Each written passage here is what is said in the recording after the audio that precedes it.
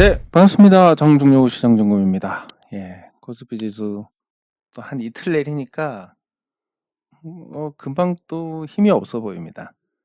그것도 그럴 것이 우리 시장이 외국인 매매에 영향을 굉장히 많이 받는 천수답 시장이니까 거기에 따른 외국인이 사면 미국 증시 못지 않고 외국인이 안 사면 소외가 극심하게 되는 그런 장세로 그런 시장으로 볼 수 있으니까 거기에 맞춰서 사실 예측이란 게 큰 의미가 없는 외국인이 살 것 같으면 오르는 거고 안 살 것 같으면 내리는 거고 그런 상태입니다. 다만 이제 밸류 프로그램이란 게 한국 투자자들보다는 외국 투자자들 입맛에 맞는 거고 그 여력이 있는 기업들이 주주환원 정책을 확대하고 그것을 정부가 장려하고 유도하는 쪽으로 간다면 지금보다 나을 것이고 저는 다른 거는 모르겠지만 1년 이상 보유 1년 이상 보유하는 주주들에게 그 배당 소득세 면제해 주고 그리고 매도 전에 상속이나 증여세 안 받는 거. 예. 그리고 어차피 왜냐면 이게 사실은 세수 쪽에서 더 좋을 수도 있습니다. 왜냐면 쌀 때 매도하지는 않을 거니까. 비쌀 때 매도할 거니까 그렇게 따지면 요 제도가 오히려 낫지 않을까. 결국은 좋을 때 팔 거니까. 만약에 판다면 안 팔면 끝까지 안 팔고 가는 거고. 그래서 요 두 가지 정도는 필요하지 않을까. 나머지는 이거 정도 자사주 소각하면 이걸 비용으로 인정을 해준다. 이 정도면 괜찮을 것 같습니다. 왜냐하면 기업 입장에서 자사주를 사서 소각을 하는 게 예를 들어서 100의 비용이 필요하다면 이익을 보는 기업인 전제로 이걸 비용으로 처리를 했을 때 절세 효과가 굉장히 크니까 그래서 이 정도가 필요할 것 같은데 어떤 정책이 나올지는 모르겠습니다. 그리고 오늘 시장 코스닥을 보면 코스닥까지 같이 보면 뭔가 이제 좀 정신을 차릴 것 같은 느낌? 이유는 잘 모르겠습니다. 잘 모르겠지만 뭔가 정신을 조금 차릴 것 같다. 코스닥이. 이런 느낌을 주고 있고 근데 그 느낌을 준다라는 것은 막연하게 표현한 거지만 실질적으로 이제 거래 대금이 코스닥에서 늘어나고 있습니다. 코스닥에서 거래 대금 증가라는 것은 결국 활력을 의미하는데 그 활력이란 건 이 주가를 움직이는 주가가 예를 들어서 이렇게 변동이 생긴다라고 하면 이 주가를 움직이는 주체들이 다 다릅니다. 이 고점에서 여기서 그러니까 이거를 다들 역할이 있는데 주가가 이렇게 움직인다라고 했을 때 주가를 움직이는 쪽에서 여기서 한 여기까지는 보이지 않는 손. 보이지 않는 손이 움직이고 여기서 여기까지는 보이지 않는 손이 이렇게 될 겁니다. 이 구간을 누가 만드냐 그러면 일반 개인 투자자들이 만들고 그리고 여기서 내려올 때도 받는 건 개인 투자자들이고 개인 투자자 3. 자, 이런 구조로 가는데 요 보이지 않는 손 그러니까 시장이 좋아진다는 것은 이제 보이지 않는 손이 등장을 하기 시작했다라는 그런 걸로 받아들일 수 있습니다. 거래 대금이 늘어난다라는 것은. 왜냐면 이제 진을 빼가지고 그리고 개인 투자자들이 저가에 내 주식을 팔 수 있을지 없을지도 모르는 상태로 오래 간다라고 하면 결국은 못 견디고 팔게 되니까. 그리고 이 금리가 저금리라면 그나마 괜찮은데 고금리일 때는 이런 생각을 할 수밖에 없습니다. 이거 갖고 있어서 1년 내내 있는 것보다 차라리 이거 팔아서 마이너스 통장을 갚는 게 낫지 않나. 그래서 주식 삼성전자가 최근에 오르고 그리고 현대차도 오르고 이런 시가총액 상위 종목들이 올랐을 때 고객 예탁금이 많이 늘어났냐라고 하면 안 늘어났습니다. 이거를 보면 올 들어서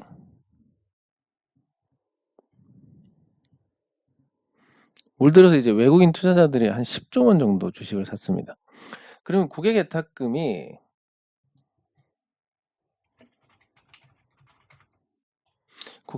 얼마나 늘어났는지를 봐야 되는데, 투자자 예탁금이 올 초에 얼마였냐면 투자자 예탁금이 거의 60조 정도 됐습니다. 보시면 60조 정도고 지금은 오히려 53조입니다. 네, 그러니까 분명히 이제 개인 투자자들이 한 5조 원 정도는 매도를 했는데 예탁금은 한 6조 원 정도가 빠졌습니다. 합쳐서 11조 원이 나갔습니다. 어디로 나갔냐? 아마도 마이너스 통장을 갚는 데 가지 않았을까? 이렇게 추정을 해볼 수가 있고, 예, 그래서 지금은 요 자금이 요 단계지 않을까, 코스닥 같은 경우는 이렇게 보고 있습니다.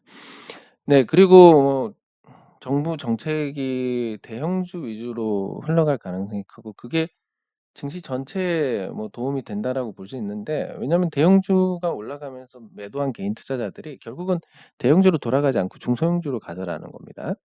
네, 그래서 그런 걸 생각하면 이제 코스닥에도 조금은 분위기 개선 선거 전까지 있지 않을까 이렇게 기대를 해볼 수가 있겠습니다.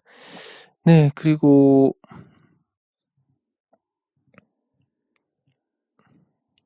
삼성생명 오늘 많이 올랐는데 삼성생명 최근에 흐름이 되게 좋습니다. 거래량도 붙고 지금까지 없던 탄력인데, 사실 이런 게 너무 오래 걸려가지고 말씀드리기도 부끄러워. 삼성전자 지분 가치만 해도 얼마다, 제가 말씀을 드리던 시점하고 비교하면 너무 시간이 많이 지났습니다.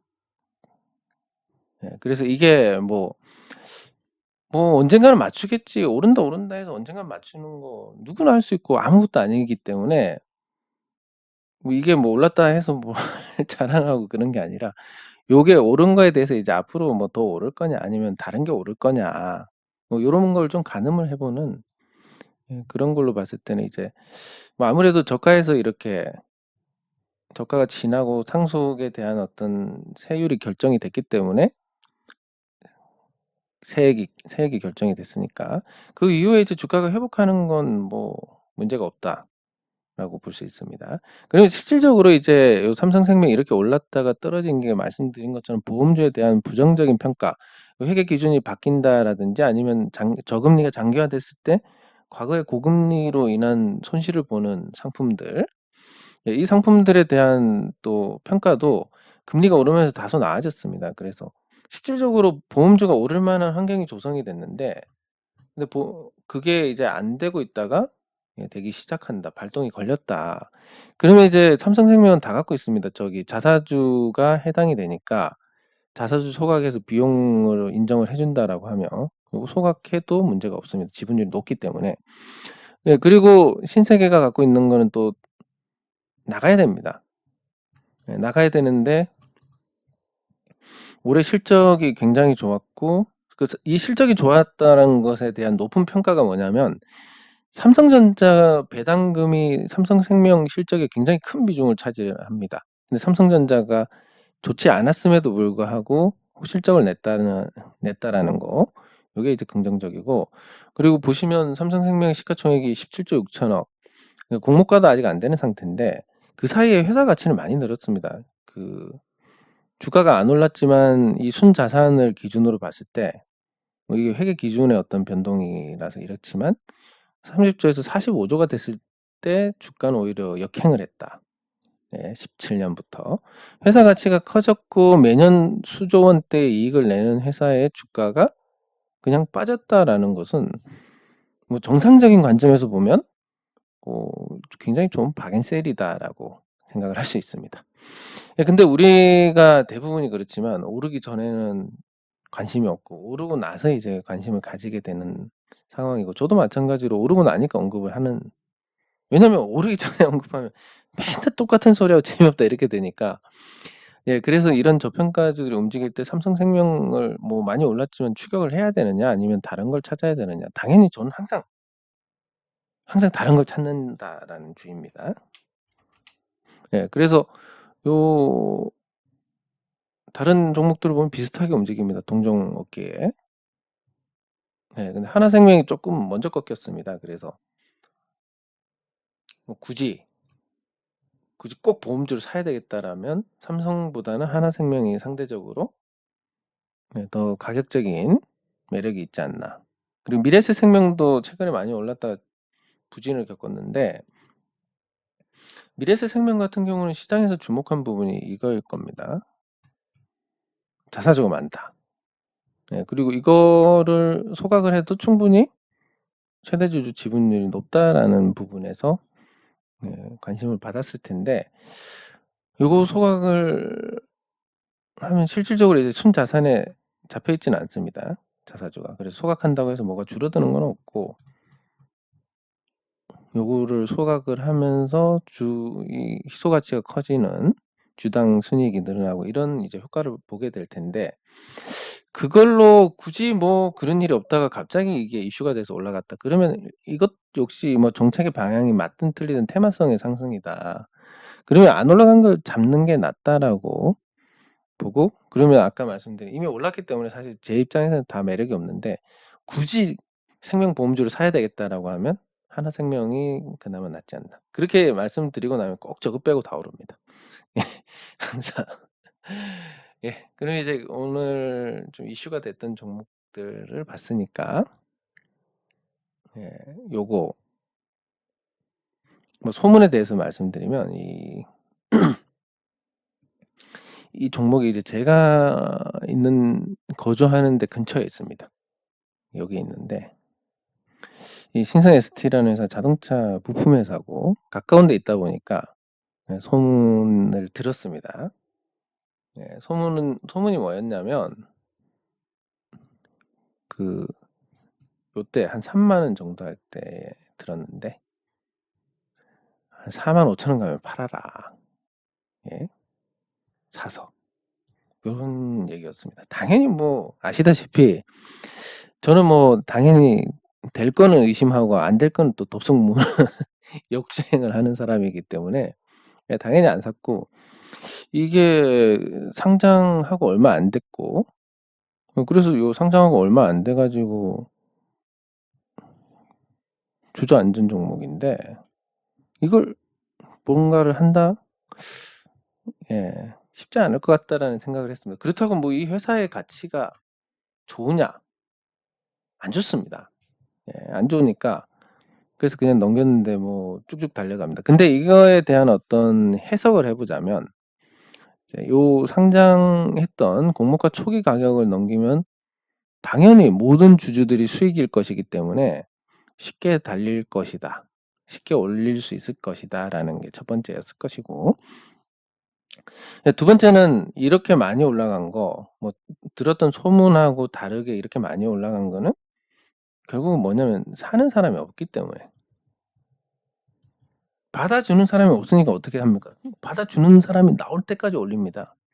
예, 그러면 이제 그런 소문이 제법 돌았으니까, 제가 들었으니까 뭐 많은 분들이 들었을 거고, 그러면 여기서 사서 여기서 파는 거에 대해서, 이게 아니라 이쯤에서 파는 거에 대해서 들었을 건데, 분명히 이제 이게 제가 경험이 있으니까 아마 이런 경우가 많았을 겁니다. 더 올라가니까 지금이라도 사야 되냐 등등. 그러면 이제 이 소문을 퍼뜨리는 사람도 내 말이 맞지? 이렇게 됩니다. 그러면 자신 있게, 그리고 우리 뇌는 패턴 인식을 하고 있기 때문에 계속 올랐고 이걸 패턴을 봤을 땐 더 올라갈 것이다라고 인식을 하니까 자신 있게 당연히 사라. 매수.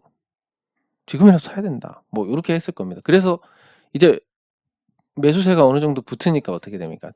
쫙 펴버립니다. 이거를 이제 설명드린 이유가, 결국은 단기간에 뭐 급등하고 이런 거 우리가 먹을 수 있을 가능성이 없다. 어떤 자선 사업가가 제가 주가 올려드릴 테니까 사세요, 쉽게 먹여드리겠습니다. 어떤 미친놈이 그렇게 하겠습니까? 예, 그러면 그거에 대해서 이제 요런 경우를 생각할 수 있습니다. 이게 만약에 이렇게 계획이 있다더라. 그럼 몰래 많이 사놔야지. 몰래 많이 사놓습니다. 근데 여기 보시면 거래량이 빵 터지는데 올렸는데 거래량이 하나도 안 붙습니다. 그럼 누군가가 이걸 알고 있고 많이 가지고 있구나. 그러면 어떻게 합니까? 못 올립니다. 그래서 못 올립니다. 그래서 한참 시간이 지나면 어떻게 됩니까? 뭐 계획이라더니 뭐 맨날 말만 하면 거짓말이고 이렇게 됩니다. 예, 그래서 이제 몰래 갖고 있는 주식들을 도저히 안 되겠다.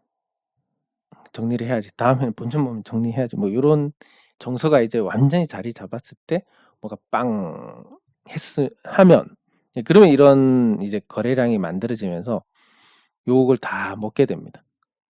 먹고 나서 쭉쭉쭉 오르니까 이 매도를 한 쪽은 결국은 나중에 탐욕에 휩싸여 가지고 매수를 하게 됩니다. 지금이라도 사서 뭐 이쯤 되면 어떤 얘기가 도냐면 10만 원 보낸다더라, 50만 원 보낸다더라, 말도 안 되는 얘기가 나오기 시작합니다.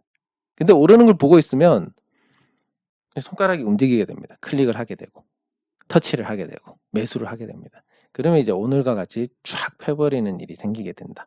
그래서 거래량만으로 본다면 적어도 올리는 단계에서 매집 단계에서는 얼마나 샀는지는 모르겠지만 적어도 올리는 단계에서 썼던 돈의 한 3분의 1 정도는 회수를 했을 것이다 오늘.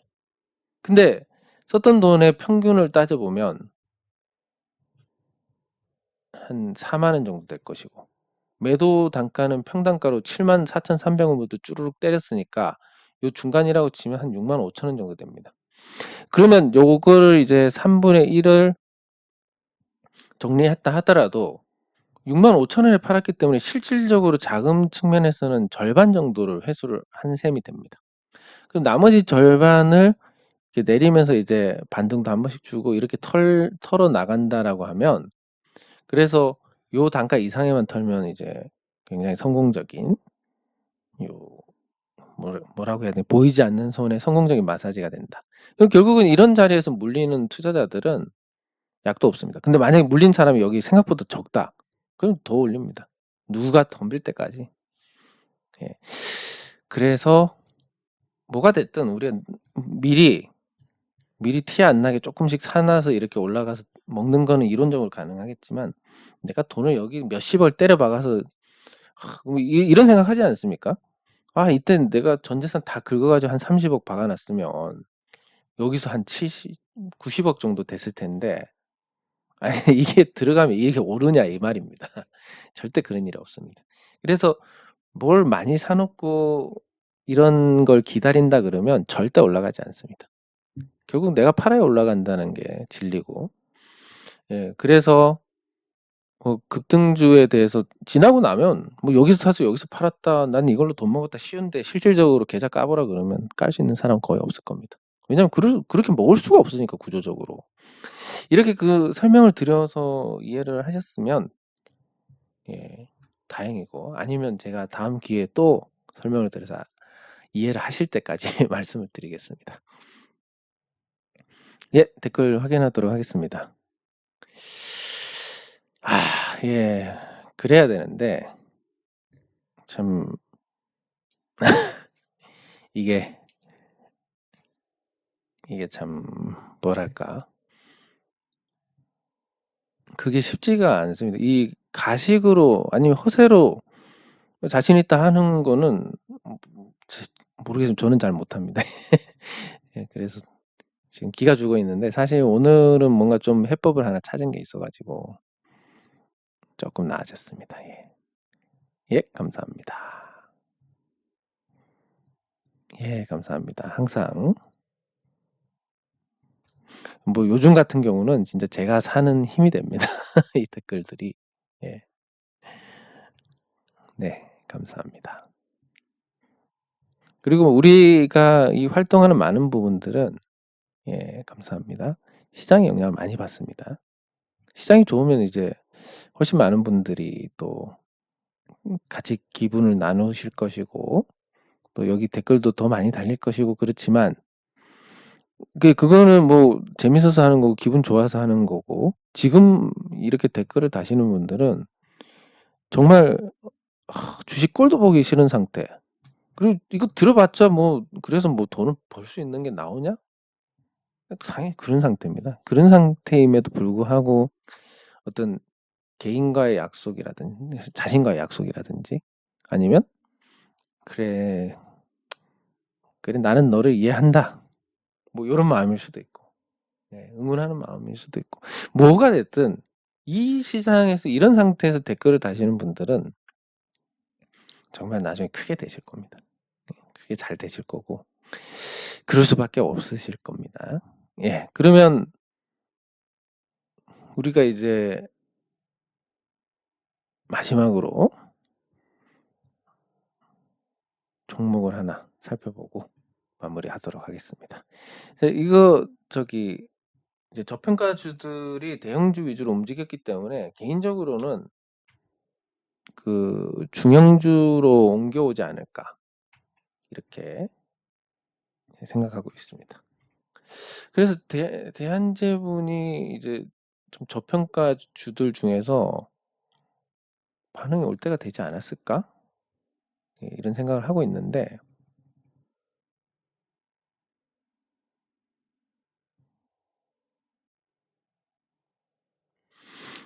뭐 바닥권에서 반등을 했을 때 보면 요 저점이란 게 항상 그렇지만 동트기 전이 제일 저점입니다. 여기 보면 이 12만 원이란 가격이 언제 만에 저점이냐.